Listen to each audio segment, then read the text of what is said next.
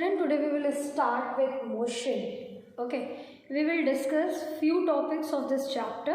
Okay, so when we are starting this one chapter, that is motion, one thing which comes in our mind, that is what is a state of rest and what is a state of motion.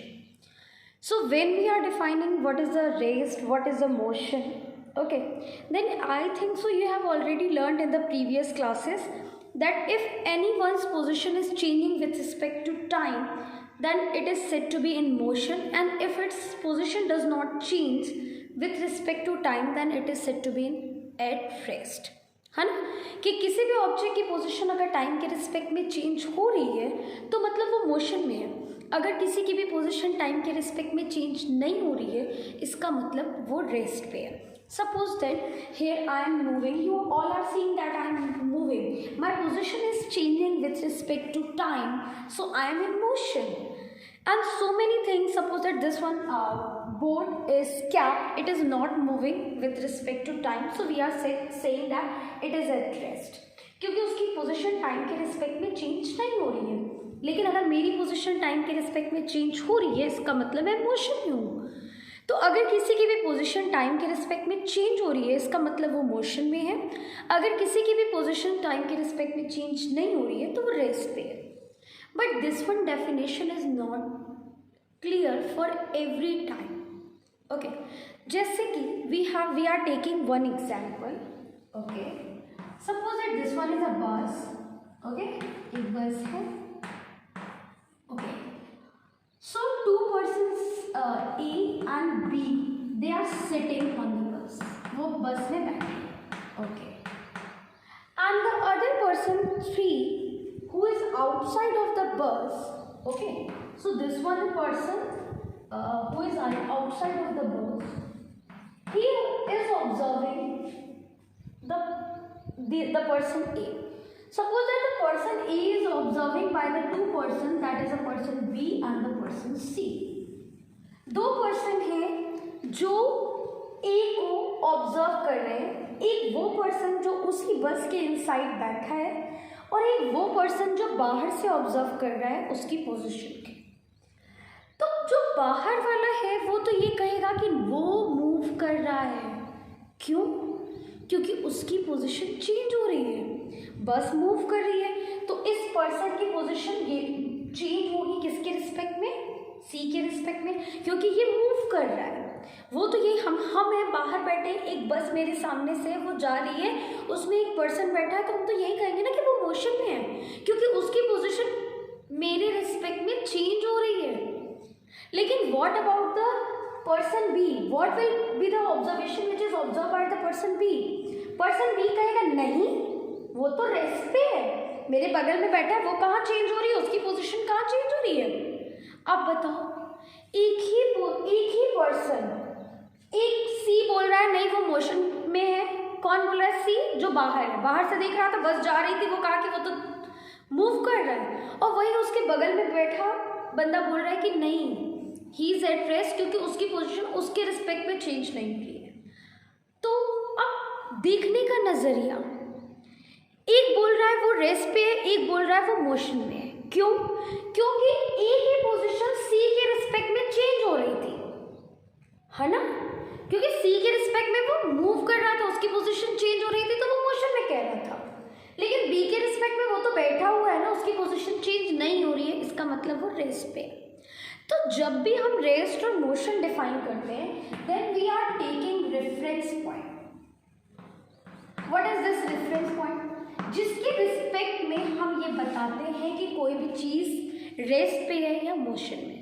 अगर किसी की भी position reference point के respect में change होती है, अब वो डिपेंड कर रहा है हम किसके रिस्पेक्ट में ले रहे हैं. अगर सी के रिस्पेक्ट में ले रहे हैं तो सी इज अ रेफरेंस पॉइंट. अगर बी के रिस्पेक्ट में ले रहे हैं तो बी इज रेफरेंस पॉइंट. किसी के भी मोशन हम डिफाइन करते हैं तो किसी के रिस्पेक्ट में डिफाइन करते हैं. उसके रिस्पेक्ट में अगर वो मूव कर रहा है तो मोशन में है, अगर उसके रिस्पेक्ट में वो रुका हुआ है तो वो रेस्ट पे है. आया? So when we are defining the motion और the rest, we are taking the reference point. Reference point जिसके रिस्पेक्ट में हम बताते हैं. जब भी किसी भी दो चीज़ को हम कंपेयर करते हैं तो हमेशा हम कैसे कंपेयर करते हैं? जैसे हम कहते हैं ये बच्चा अच्छा है, ये बच्चा खराब है ना पढ़ने में, तो कैसे हम एक को दूसरे से कंपेयर करते हैं। जैसे हमने कहा ए अच्छा है बी से, यानी कि ए को हमने बी से कंपेयर किया। वही यहाँ पे बात है कि सपोज दैट ए की पोजीशन सी के रिस्पेक्ट में चेंज हो रही है। क्यों हो रही है? क्योंकि वो बाहर था, उसने देखा वो मूव कर रहा है, यानी उसकी पोजीशन चेंज हो रही है। लेकिन बी जब उसको ऑब्जर्व करते हैं तो उसकी पोजीशन चेंज नहीं हो रही है ए की। क्यों? क्योंकि ए तो उसके बगल में ही बैठा है। तो एक के रिस्पेक्ट में उसकी पोजीशन चेंज हो रही है, दूसरे के रिस्पेक्ट में नहीं हो रही है। तो एक के रिस्पेक्ट में वो मोशन में है, बट दूसरे के रिस्पेक्ट में रेस्ट में। तो जब भी हम रेस्ट और मोशन को डिफाइन करते हैं, we are taking the help of reference point. Reference point is a point with respect to which we are defining whether any object is at rest or in motion। इसी के respect में हम बताते हैं, ठीक है।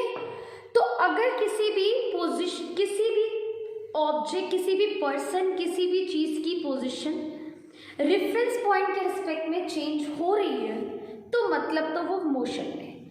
अगर किसी की पोजीशन रेफरेंस पॉइंट के रिस्पेक्ट में चेंज नहीं हो रही है, मतलब he is in rest. So what is the state of rest and what is the state of motion? So rest क्या बोलेंगे? If object's position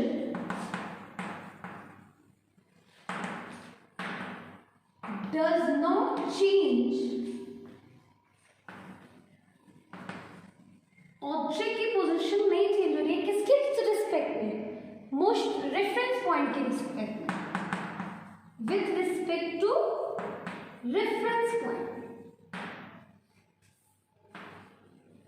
reference point के रिस्पेक्ट में अगर उसकी पोजीशन नहीं चेंज हो रही है, it is said to be at rest.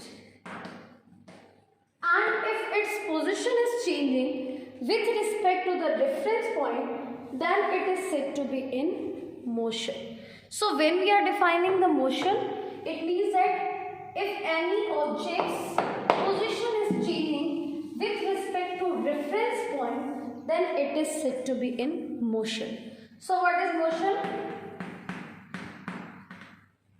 Object's position is changing with respect to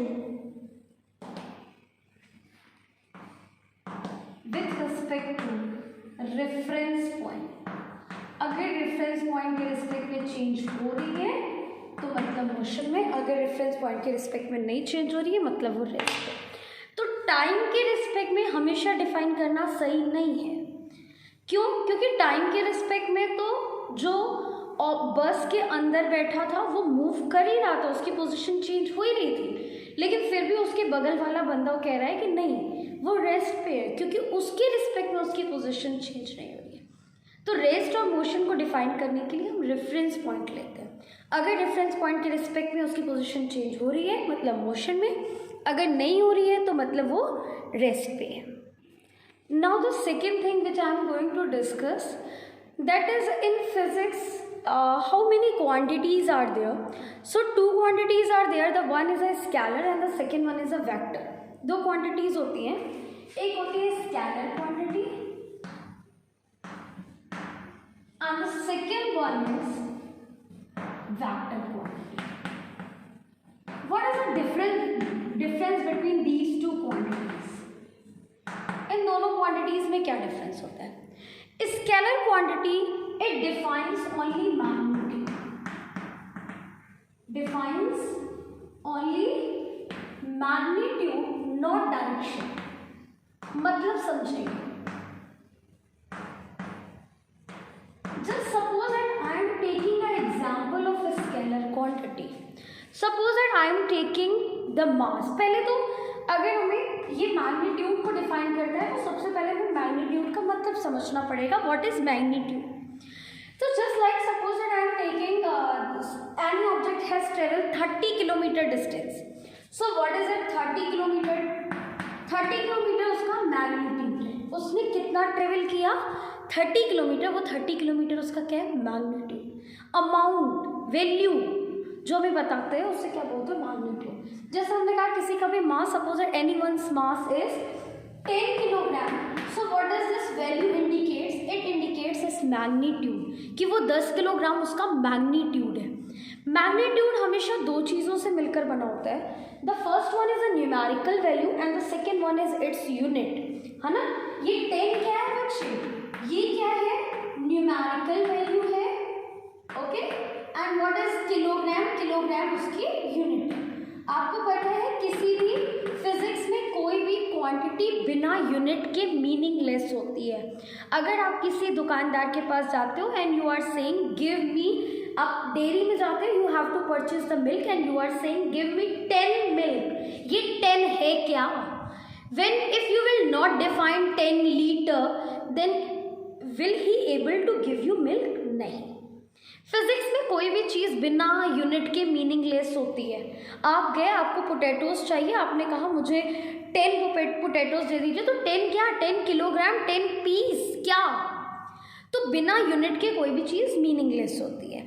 और यूनिट के पहले क्या होता है, न्यूमेरिकल वैल्यू जो उसकी अमाउंट बताती है।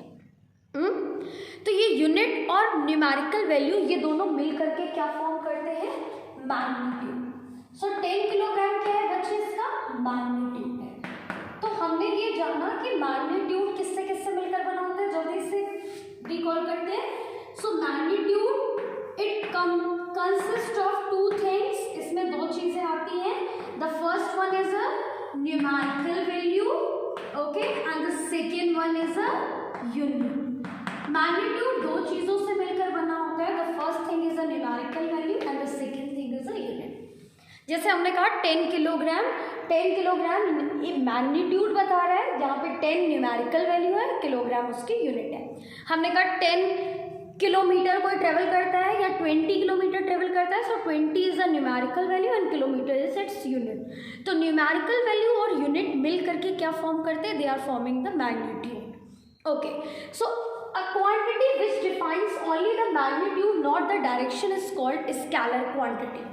उस क्वांटिटी को कौन सी क्वांटिटी कहते हैं, स्केलर क्वांटिटी, जिसमें केवल मैग्नीट्यूड होता है। Just like I am taking the same example, suppose we are going to purchase potato, ठीक है, हमें पोटैटो परचेस किया, we are going to purchase a potato and we have purchase 5 kilogram potato, है ना। हमने potatoes कितने खरीदे, 5 kilogram. क्या ये 5 किलोग्राम पोटैटो की कोई डायरेक्शन होगी, 5 किलोग्राम आलू की भी कोई डायरेक्शन होती है क्या, नहीं। तो एक ऐसी क्वांटिटी जिसमें केवल मैग्नीट्यूड हो, डायरेक्शन नहीं हो, 5 किलोग्राम की कोई डायरेक्शन, आलू की कोई डायरेक्शन नहीं होती है, 1 किलोग्राम मिल्क की कोई डायरेक्शन नहीं होती है। तो एक ऐसी क्वांटिटी जो केवल मैग्नीट्यूड बताए, डायरेक्शन ना बताए, उसको आप कौन सी क्वांटिटी कहते हो, scalar quantity.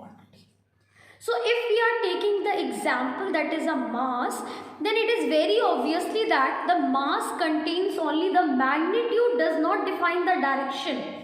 5 kilogram, 10 kilogram potato, tomato की कोई डायरेक्शन नहीं होती है। तो मास क्या है, मास हमें केवल मैग्नीट्यूड बता रहा है कि कितना वो अमाउंट है, 5 किलोग्राम, 10 किलोग्राम, मतलब उसकी अमाउंट वो मैग्नीट्यूड को बता रहा है, लेकिन उसकी डायरेक्शन नहीं है, मास की कोई डायरेक्शन नहीं होती है। तो इसीलिए वो कौन सी क्वांटिटी है, स्केलर क्वांटिटी। तो एक ऐसी क्वांटिटी जिसमें केवल मैग्नीट्यूड होता है, डायरेक्शन डिफाइन नहीं होती है, that is called the scalar quantity, okay. But when we are going to discuss about the vector quantity, vector quantity is a quantity which defines both magnitude as well as defines both magnitude as well as direction. तो एक ऐसी quantity जो magnitude और direction दोनों define करती है, उसको कौन सी क्वांटिटी बोलते हो, vector quantity. Just like if we are, I am taking one example, that is a force due to gravity. So when we are discussing about the force due to gravity, आपको पता है कि in the universe every object is attracted toward the gravity, है ना. किसी भी चीज़ को आप फेंकोगे तो वो नीचे की तरफ ही गिरती है. क्यों? Because gravity attracts every object toward its center. Okay, so where does this force acts, कहाँ की तरफ एक्ट करता है? It is always acts in the downward direction. तो हम कहते हैं कि if the force of gravity is suppose that 10 newton, so this 10 newton is what? ये 10 न्यूटन क्या है? मैग्नीट्यूड. कितना फोर्स लग रहा है? 10 न्यूटन. न्यूमेरिकल वैल्यू प्लस उसकी यूनिट मिलके क्या बनाता है? Magnitude. So 10 newton force is acting in the downward direction. So when we are discussing that the force of gravity के बारे में बात करते हैं, तो force of gravity suppose that 10 newton force is acting on any object. So you know that what is the direction of this one force? That is always in downward direction. तो बच्चे, जब भी आप फोर्स ड्यू टू ग्रेविटी की बात करते हो तो वहां पे आपको मैग्नीट्यूड भी पता है और डायरेक्शन भी पता है कि फोर्स ड्यू टू ग्रेविटी कहाँ पे लगता है बच्चे? डाउनवर्ड लगता है. यानी कि वो मैग्नीट्यूड 10 न्यूटन का फोर्स भी बता रही है और ये भी बता रही है कि वो कौन सी डायरेक्शन में लग रहा है, दैट इज डाउनवर्ड डायरेक्शन. तो एक ऐसी क्वांटिटी जो मैग्नीट्यूड भी बताए और डायरेक्शन भी बताए, that is called the vector quantity. तो what will be the force of due to gravity? Force due to gravity will be vector quantity. क्योंकि फोर्स की एक पर्टिकुलर डायरेक्शन होती है. आप किस डायरेक्शन में फोर्स लगा रहे हो, लेकिन मास की कोई डायरेक्शन नहीं होती है ना. बताया ना, 10 किलोग्राम पोटैटो की कोई डायरेक्शन नहीं होती है, 10 किलोग्राम आलू की कोई डायरेक्शन नहीं होती है. तो एक ऐसी क्वांटिटी जो केवल मैग्नीट्यूड बताए तो वो स्केलर, लेकिन एक ऐसी quantity which defines the magnitude as well as the direction. Force का मैग्नीट्यूड भी होगा, वो कितना फोर्स है उसकी डायरेक्शन भी होगी, तो that is called the vector quantity. मैंने अभी आपको बताया कि फिज़िक्स में यूनिट के बिना कोई भी चीज़ मीनिंगलेस होती है ना. मैंने आपको बताया कि मैग्नीट्यूड जो होता है बच्चे, वो दो चीज़ों से मिलकर बना होता है. पहली चीज़ क्या होती है? जैसे हमने कहा 10 न्यूटन है, तो ये 10 क्या है बच्चे? इसका numerical value. So magnitude is made up of numerical value plus its unit. वो दो चीज़ों से मिलकर बना होता है, न्यूमेरिकल वैल्यू और यूनिट से. ओके, जैसे कि 10 न्यूटन में 10 क्या है? उसकी वैल्यू है न्यूमेरिकल वैल्यू और वो उसकी क्या है? यूनिट.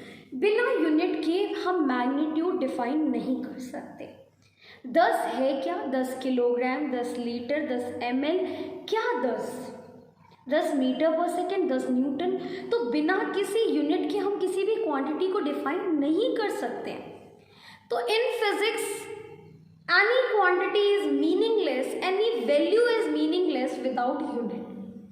आप जाके किसी से भी कुछ भी परचेस करने जाते हो, कह दो कि 4 चावल दे दो. 4 चावल का मतलब क्या? 4 किलोग्राम राइस ना. तो किलोग्राम अगर नहीं लगाओगे तो उसका कोई मतलब नहीं हो जाएगा 4 का. तो फिजिक्स में किसी भी क्वांटिटी के बिना यूनिट के वो मीनिंगलेस है. ठीक है, तो चलो यूनिट के भी कुछ सिस्टम्स होते हैं, हम एक एक करके डिस्कस करेंगे. The first one is the MKS system. ये MKS सिस्टम क्या है? M stands for metre, K stands for kilogram and the S stands for second. तो अगर if length is there then we will measure in meter. मास होगा तो किस में major करेंगे? किलोग्राम में. And if the time will be there then we will measure in second. तो एक ऐसा सिस्टम जिसमें लेंथ को हम मीटर में मेजर करते हैं, मास को किलोग्राम में करते हैं, टाइम को सेकेंड में करते हैं, that is called the MKS system. Okay, now the second system, ये फर्स्ट सिस्टम आपने पढ़ा, बट द सेकेंड वन क्या है बच्चे? CGS. C stands for centimetre. मतलब अगर CGS सिस्टम में मेजर करना है तो आप लेंथ को किस में मेजर करोगे? सेंटीमीटर में. मास को किस में मेजर करोगे? ग्राम में. टाइम को किस में मेजर करोगे? सेकेंड में. तो अगर हम सीजीएस सिस्टम की बात करते हैं तो सीजीएस में लेंथ को सेंटीमीटर में मेजर करते हैं, मास को ग्राम में मेजर करते हैं, टाइम को सेकेंड में मेजर करते हैं, ठीक है। Now the third one system is FPS system. FPS मतलब फुट। कभी कभी आपको पता है हम लेंथ को फुट में भी मेजर करते हैं कि कोई कितने फुट का है ना। So this in FPS system the length is measured in foot. Length को हम फुट में मेजर करते हैं, ठीक है। यहाँ पे नहीं लिख रहा है, मैं कहीं और लिख लेती हूँ। Just wait, I am writing here. FPS, so F stands for foot. अगर लेंथ होगा तो हम फुट में मेजर करेंगे।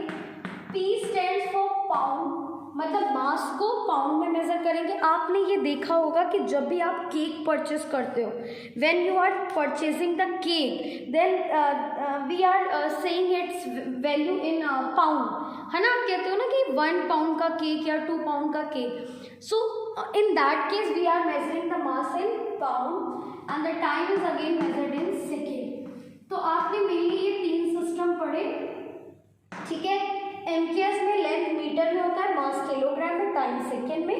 सीजीएस में लेंथ सेंटीमीटर में, मास ग्राम में and the time is in second. और एफपीएस में लेंथ को फुट में मेजर करते हो, मास को पाउंड में और टाइम को सेकेंड में। याद रखना 1 पाउंड जो होता है वो it is numerically equal to approximately 0.45 gram kilogram, यानी नियरली आधा किलोग्राम के इक्वल होता है 1 पाउंड, ठीक है।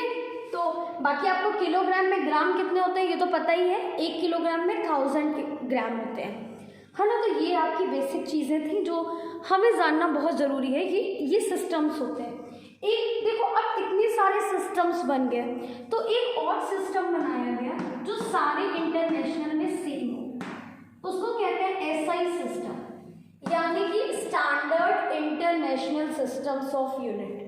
और स्टैंडर्ड इंटरनेशनल सिस्टम किसके इक्विवेलेंट होता है? एमकेएस के, मतलब इसके इक्वल होता है, ठीक है। सो आज हमने ये सारी चीज़ें अच्छे से डिस्कस की।